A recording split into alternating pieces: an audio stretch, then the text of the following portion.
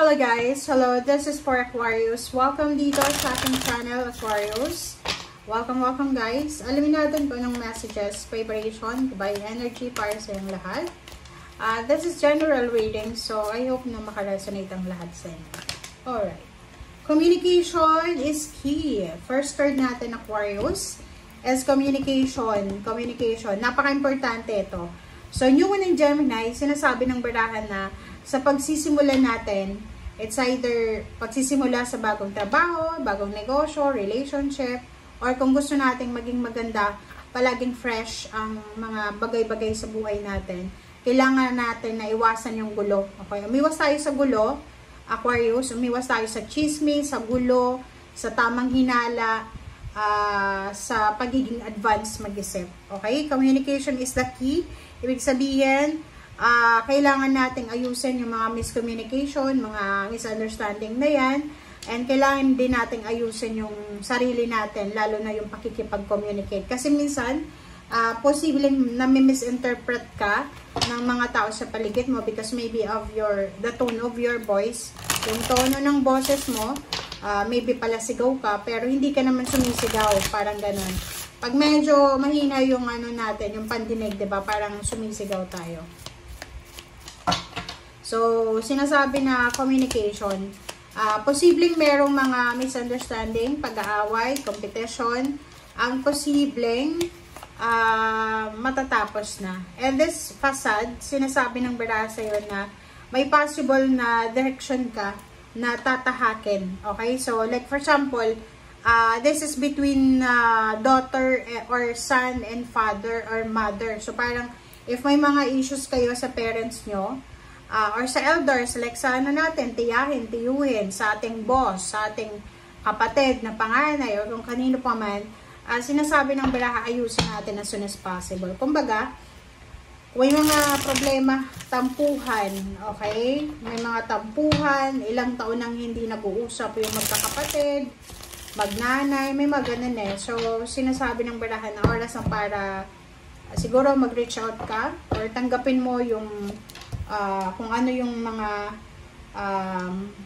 tanggapin natin, kung anong pagkakamali natin. Kasi minsan, it's because of pride, diba? Hindi natin matanggap na eto si ganyan, nasabihan tayo ng ganito, parang gano'n. Okay, sa ilalim mo dito is 4 of Wands. So, this is family and 2 of Pentacles and Temperance. So, kailangan mo maging mapasensya. Okay? Maging mapasensya ka in terms of money, in terms of relationship. If for example, Aquarius, may mga problema kayo sa pera, yung parang mayroon sa inyo dito na nahihirapan kayo na parang isettle yung iyong emotion sa money. Like halimbawa, yung kapamilya mo nangutang sa'yo, tapos hindi ka pa nababayaran, so kailangan mo magpasensya. May iba din sa inyo dito na yung pamilya nyo, kailangan yung bigyan ng priority. Baka masyado kang nakafocus sa lapi na hindi mo na nabibigyan ng pansin yung anak mo, yung asawa mo, yung parents mo, yung siblings mo, or yung iyong parang foundation ba. Okay? Depende yan eh. Kung yun yung foundation mo. Alright, 2 of Wands, 7 of Wands, 8 of Pentacles, 9 of Cups, Ace of Cups. So, nakikita ko sa'yo dito na isang Aquarius ang sobrang magiging masaya. Because of love life. So, pwedeng kung single ka, may magkakagusto sa'yo or may magugustuhan ka. There's a friendship offer. There's a job offer. And there's parang several options and choices about relationship and money na posibleng ibigay sa'yo ang universe. Okay, so let's clarify sa 2 of Wands. Ano ba ang gustong sabihin ng baraha sa 2 of Wands mo? Alright, 2 of Wands. This is 7 of Swords. So, sinasabi ng baraha sa'yo na if ever lang, Aquarius, na hindi ka sigurado, halimbawa may mga decision tayo sa buhay na hindi tayo sigurado, na parang feeling mo entrap ka, huwag kang gagawa ng decision. Tumigil ka muna. Ihang mo muna yan. Or i-postpone mo muna. It's either travel, gusto mong mang-ibang bansa, or gusto mong lumipat ng bahay or ng trabaho, pero hindi ka pa sigurado. Ihang mo muna. Okay? 9 of Swords and King of Wands. So, nakikita ko sir dito, meron ditong mga Aquarius na sobrang pagod sa trabaho. Pagod na sila sa trabaho nila. And hindi sila makatulog. It's because of pagod. Like, halimbawa, diba, yung iba na hindi makatulog. Sakit ng katawan, sakit ng ulo. Yung nagtatrabaho siya until midnight, tapos gigising ng umaga. Kailangan 3 AM gising na, pero natulog siya ng 11. Diba? So, comment down below if you resonated. So, 8 of Pentacles and 8 of Cups. Wow. So, yun, there's a possibilities and opportunities para sa Aquarius na makapagtrabaho ng ibang bansa, maging OFW, or posibleng mag-migrate sa ibang bansa because of wedding or marriage. So, sinasabi dito na possible na isa yun yung rason. Kung isa kang single na Aquarius, possible na makatagpo ka ng tao na posibleng dalhin ka, Pilipino man siya or ibang lahi. Pwede kang dalhin sa ibang bansa because of wedding, marriage, love, or ano pa man. Alright, so Knight of Cups and Knight of Cups and 8 of Wands. So, yun, dun sa mga single, and if you're looking for a relationship, looking for a friendship, and mayroon kang minamanifest na love life, or kung naman siya, sinasabi sa'yo ng barahan na to na isang sudden, immediate, napakabilis. Like for example, nasa ano ka lang, diba?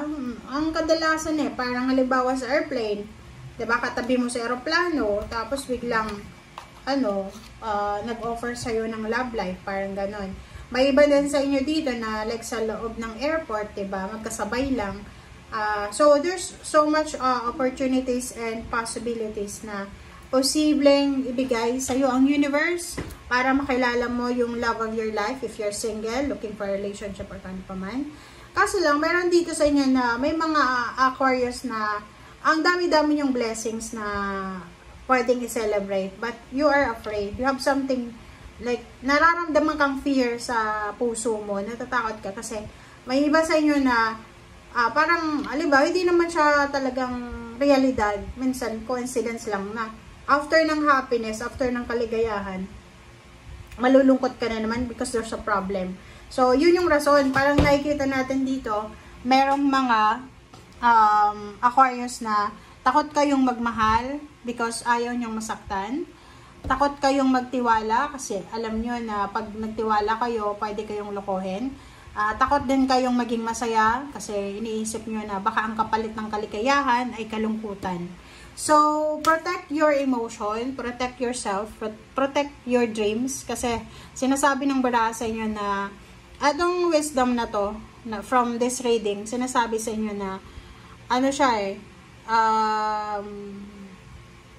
kung ano man ang darating na to sa buhay mo, love life man yan, bagong trabaho, or visa, or anything, sinasabi ng barahan na to na deserve mo yan. Okay? Deserve mo yan hindi ka dapat natatakot. Okay? Hindi ka dapat natatakot. Okay? So, thank you guys for watching. Bye!